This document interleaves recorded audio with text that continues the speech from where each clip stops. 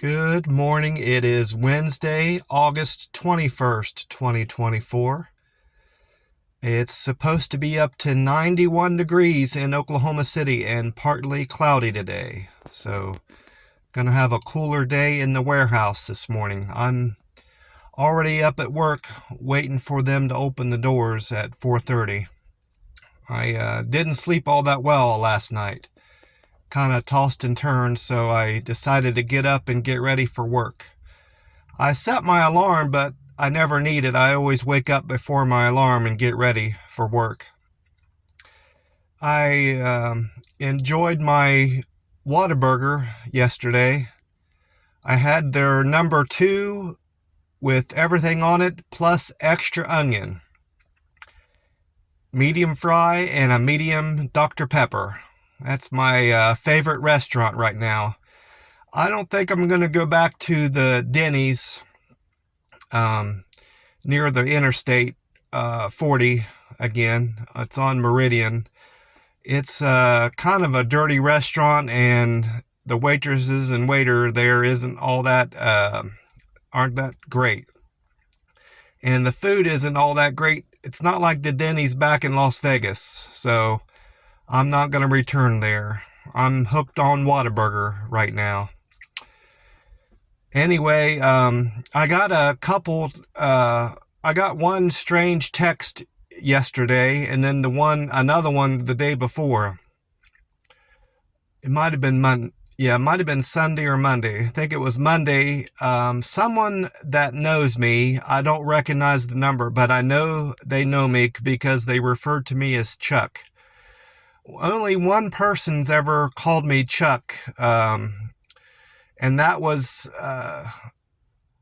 Corpus Christi, the roommate I had on Melissa Street that I helped get to the airport and drive to the storage facility. So I don't know if it's him or someone that he gave my number to. But anyway, they're texting me that the checks, I can't remember word for word what the text message said. I have it still on my phone. But it's someone in Henderson that refers to me as Chuck. And they keep saying, they've texted me before about checks they're mailing me. And he says, this time on Monday, they text, "Hey, Chuck, just wanted to remind you that those checks that I'm sending you are good. So whenever you want to cash them, go ahead and cash them." And I don't respond because I responded before. I said, wrong number, and they just keep texting me back. So I'm just going to ignore these text messages from the person that calls me Chuck. And maybe they'll just stop texting me. And then yesterday, I deleted all my contacts from Las Vegas, so I don't know who any of these numbers are for sure, but I believe the person that texted me yesterday was Kenya, the roommate I had by the apartment I had by the Stratosphere. Anyway, this person, who is possibly Kenya, said that the landlord had run off with the money and disappeared. It was taking rent money and wasn't giving it to the owner, essentially. And that makes sense to me. I could see him doing that because I had paid my rent 2 months ahead. And he knew when he took over from the other landlord, he asked me when my rent was due, and I told him it was on the 19th. Well, he came in one morning before I had left for work. Then I was doing Uber Eats back then, and he asked me if I had my rent money. I said, no, I told you I had paid my rent up 2 months, and I even showed him the receipts. Well, he was supposedly on the phone with the owner and was saying the owner wanted to know if we could help him out and go ahead and pay another month's rent. And that didn't make sense to me at all. Why are you going to a tenant and asking them to help you out and pay rent so far ahead? At that point, I would have been 3 months ahead. I said, no, I don't feel comfortable doing that because I don't know if I'm going to be here or not. and he just let it alone. Well, now that I got this text message from who I think is Kenya, it kind of all adds up. He was wanting to gather up as much money as he could before he took off. So that's something that some of these landlords do out here. The guy on Melissa Street, he didn't do it to me, but he did it to Corpus Christi. He was taking some of Corpus Christi's rent money and probably gambling with it, because he told Corpus Christi not to tell the owner there that he had paid his rent up. And so a lot of these landlords do some screwy things, especially out in Las Vegas. That's been my experience anyway.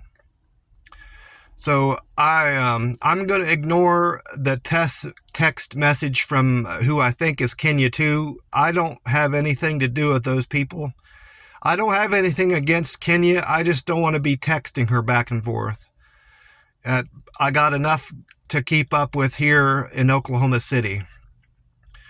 And while I'm on the subject of text messages, I wanted to put it out there that if you have a group and someone moves into like an apartment where you have a group text message that you like to get going, you should ask the new arrival if they want to be part of that group text, because that's something my landlord has done. She gave out my phone number to all the people that I room with, and I'm included in a group text that I wasn't asked to be part of.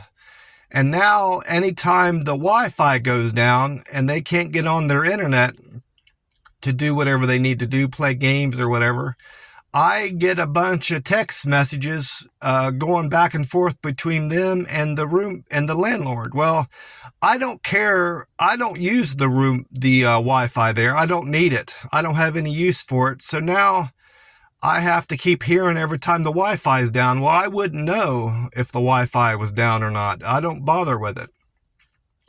So, then another thing came up. One of the roommates wanted me to catch his Walmart order that they left on the front step. And the landlord texted me from her phone.